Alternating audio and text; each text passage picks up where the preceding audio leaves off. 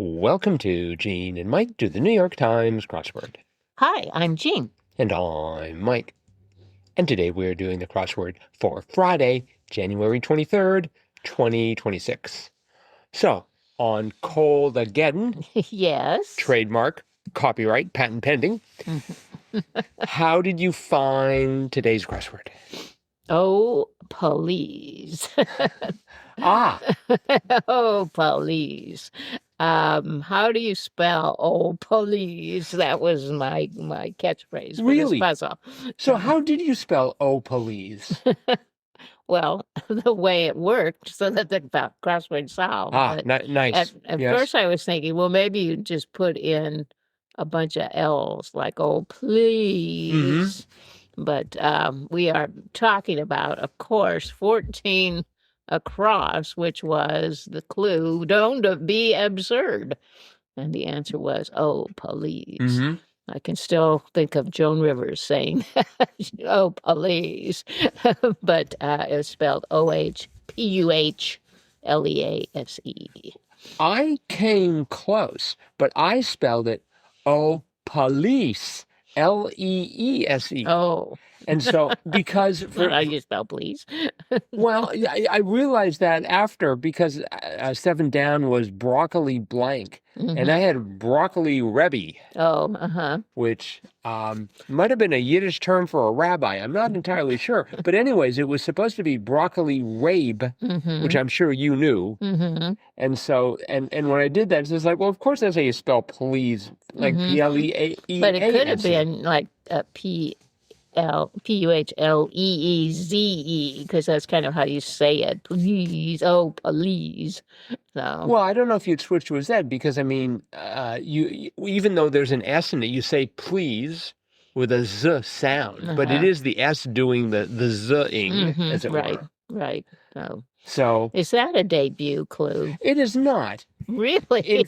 In fact, what helped me there was I could sort of hear it in my mind. Maybe I heard it from Joan Rivers. I don't know where, but anyways, it has appeared twice. Oh, well, it's almost a debut. Yeah, but it was June 17th, 2023. Oh. And it was in a Saturday. It was clued as "Don't Make Me Laugh." Oh. And so it wasn't that long ago. Going on 3 years almost. Yeah, but it's one of those memorable clues. It sort of burrows its way into your brain. And then the one right below it, 17. That was She's brilliant. Out there. Man, that took us forever. Lesbian bar. Right. She's out there. That's right. I got a couple of the letters, and then I saw, oh, it's lesbian, ha ha ha, and then bar just sort of followed. Oh. Yeah, that was good. I one across barely enough was scant. Yes. That just didn't come to me right away. No, us either. No. In fact, it didn't help that this didn't really make too much difference to scant, but one down, completely convinced. I immediately went with sure. So did we. Oh, sure. No kidding. Okay. Yeah. But it was sold. Sold, right. The clue was, what was it? Completely convinced. Completely convinced, Yeah. Yep. It took me a bit to get 2 down. The French letter opener. It's just like, okay, how do I say dear, cher? Yes, we had that same conversation. Oh, really? Okay. You were talking to yourself, but we were talking to each other. Saying, how do you say dear in French? I was talking to myself. Yes, I do that a lot, especially when doing a crossword, but usually without moving my lips. I like the clue for 6 down. Some bodybuilders. Boy, that took us a long time, because first we thought about, it's probably talking about hair, so it'd be like, we had the G, so we thought it was some kind of gels or something, but it turned out to be jeans. Oh. Bodybuilders. Yes. And 6 across, what some may be dying to conceal, gray. Gray, yep. Because dying was spelled D-Y-E-I-N-G. Yep. 10 down was pocket money, and I went for small change. Right, we did too. What? Yeah. Okay, listeners, again, we have to explain. Jean and I always solve these crosswords completely independently. That's right. She is occasionally working with some child, no idea who they are, but they're in our house. And I work alone. So But yeah, it turned out to be spare change. Right. Mm-hmm. Mm-hmm. And, that P of spare ran into 16 across Blank Mountain ski area in Killington, Vermont. I had no idea. No, we didn't either. And it was Pico. Right. Mm-hmm. Have you ever been to Pico Mountain? No, I have not. Have you ever had a Pico at it? No. I also like 13 down in that corner. I'm listening. Go on. Yes. Go on. It looks like goon. Yes. And 12 down, bits in a byte, e.g., and the answer was 8. Well, it should have been 8, but it can also be, as it was in this case, octet. Right.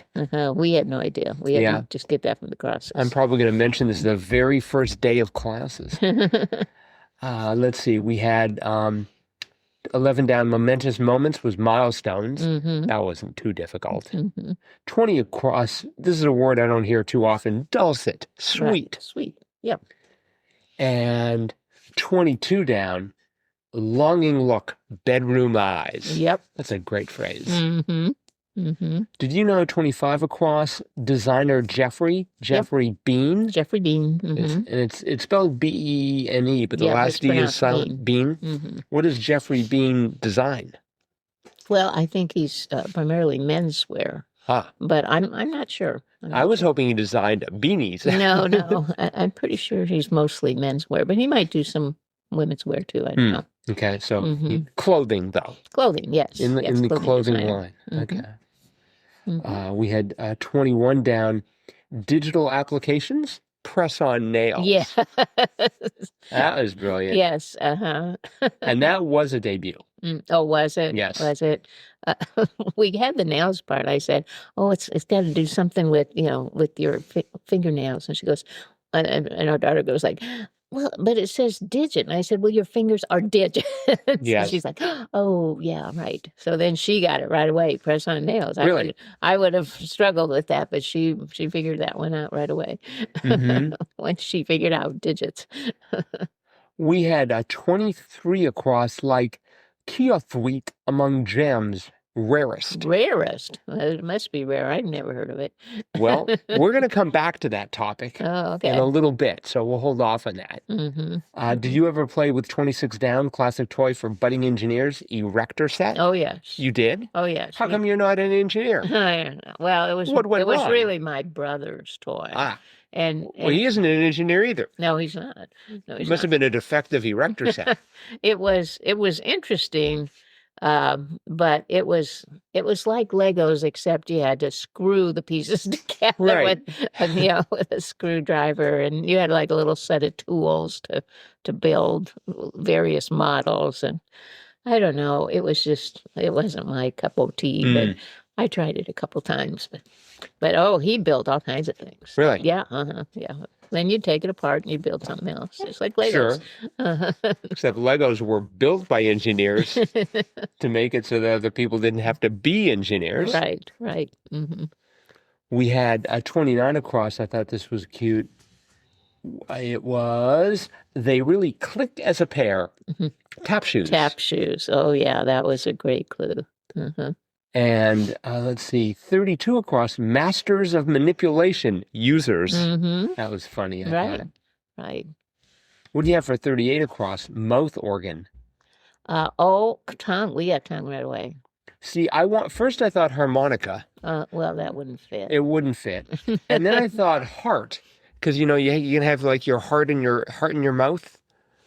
Heart in your mouth. Yeah, when you're really sort of like nervous or scared about something. Oh, my heart was in my mouth. Oh, I've heard maybe heart in my throat, but I've never heard heart in my mouth. I think it's heart in mouth. Hang on. Okay, well, it could be. It's a very important question here. A heart into something is an idiom meaning to feel extremely nervous, anxious, or excited. Mm-hmm. Yeah. So, I suppose it could also, let's see if there's heart in throat. No, it's a heart palpitation. No. So I think it is heart and mouth. Okay. But then it turned out to be tongue. Yes. Mm-hmm. Just like, oh yeah, I guess that counts. Yep. I thought 49 was interesting. 49 across. It is making the complicated simple awesomely simple, per Charles Mingus. And the answer was creativity. Making the complicated simple. awesomely simple. Yeah, I'm not sure if I agree with that at all. I can think of things that are complicated. Creativity. I mean, Einstein, came up with general relativity. Very, very creative. Not sure if that's really simple. Let's see. We had Texter's Chow, 49 down was CYA. See ya. See ya, yes. See ya. And we also had close to that, 40 down, Grammy-winning R&B singer named for a Revlon fragrance, Sierra. That's right. Do you know Sierra? That's what I said right away. I wonder if it's Sierra, but we didn't put it in. But then eventually we did. Do you know that? So you do know the singer? Yeah, Okay. I've heard of her. So Sierra. I wonder what sort of perfume she wears. It'd be funny if it was like Chanel. Traitor to your own name. How embarrassing. 52 across was fun because we could think of so many things you could put in there. Text insert for a flash forward film scene, and our daughter was like, 10 years later, see if it fits. Of course, it didn't. I said, well, maybe it's just 1 year or something. We're trying to quantify it, but the correct answer was just years later. You could just see that flashing across the screen. Years later, and you get a whole new story going on. Right. Let's see. What else do we have here? We had 28 down was peach or plum, and the answer was hue. That's right.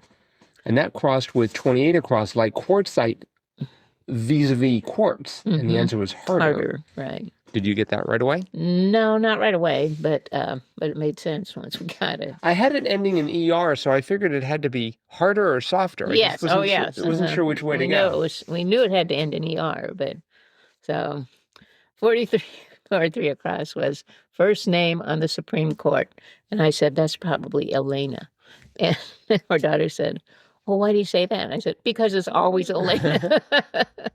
It seems like it always is. Okay, so all those wonderful vowels. Do you know the first Supreme Court justice? John Jay. John Jay was the name of the very first Supreme Court. He's the first Chief Justice. Really? Okay. I think they were all kind of the Supreme Court was kind of had to be elected together or appointed together, but then he was named the head of the Supreme Court, Chief Justice. See, I was thinking they could go with the clue first name. Oh, yeah. Maybe. It would be John. It would be John, okay. All right. Well, I think that is it for the crossword. Okay. But it is Friday. That it is. Which means it's time for Fun Fact Friday. Do, do, do, do, do, do. And for Fun Fact Friday, we have a fun fact involving the aforementioned gem Kiwathweet. I'm sure I'm mispronouncing it. Kiwathweet. And so here's an article from David Douglas, Diamonds and Jewelry. Remember, when you're looking for diamonds, go to David Douglas, Diamonds and Jewelry, who is not paid for this at all. It sure sounds like it. Okay. So Kiwathweet is so rare that only one specimen exists in the whole world. About 50 million years ago, continental drift sent the Indian subcontinent crashing into the Asian continent, causing the rise of the Himalayas. The colossal collision also created a geological environment of heat and pressure perfect for the formation of precious stones, such as rubies, sapphires, jade, spinel, and the rarest of all gemstones, Kiwathweet. Kiwathweet is so rare that only one specimen exists in the whole world. Reddish-orange in color and weighing 1.61 carats. The faceted gem, notice singular, currently resides in the Natural History Museum of Los Angeles County. Oh, I wondered where it was. Now you know. You can go there and take a tour. It won't take long. It's only 1.61 carats. The rough Kiwathweet crystal was presumed to be amber or topaz when it was discovered in 2010 by sapphire hunters in a stream bed near the gem-rich area of Mogok, Myanmar. But Dr. Kya Thu, a Burmese mineralogist, petrologist, gemologist with a PhD from Yangon University, had a hunch this stone was unique when he acquired it at the Chongqing market. The International Mineralogical Association confirmed that the mineral was unlike any of the 6,000 other identified minerals in its database and officially recognized kiloathwite as a new mineral in 2015. Wow. It's only 11 years old. Named after Dr. Thu, kiloathwite, pronounced, oh great, now I get to the pronunciation, shoutout. Oh, that's so embarrassing. We're going to have to record about 20 minutes over. Okay. Pronounced shoutout is extraordinarily dense, 8 times the density of water and double the density of ruby. Its high density is attributed to bismuth, one of the 3 main elements that make up the chemical formula of the stone. The other 2 elements are antimony and oxygen with a trace of tantalum, a tantalizing trace of tantalum. Gemologists have wondered out loud why shoutout could exist in only one possible place on the planet. While bismuth and antimony are rare metals, they are not impossibly rare. Yet, if shoutoute's formula has manifested itself out of Mogok, those crystals have yet to be unearthed. Wow. Yeah, I know. It looks like amber. It's kind of got that brownish gold color. It's not very big at all. No. So that's fascinating. Yeah. Wonderful fun fact. Thank you. You're welcome. I'm going to rush out and try and buy some shoutout. Guess I'm going to have to go to the Los Angeles County Museum. They're going to be surprised. I doubt that they sell it to you. Well, it depends how much they need the money. I'll give you $10 trillion. You can put in a substitute. No, we would never do that. For one thing, we don't have $1 trillion. All right. Well, that is it for today then. So thanks, everyone, for listening. Yes. Hope you're enjoying this podcast. Hope you're going to go to bed dreaming of shoutout. And if you're living around here, that you have plenty of blankets. Yes, plenty of blankets are also important. We will be back again with our cutting-edge analysis of tomorrow's crossword tomorrow. Bye-bye.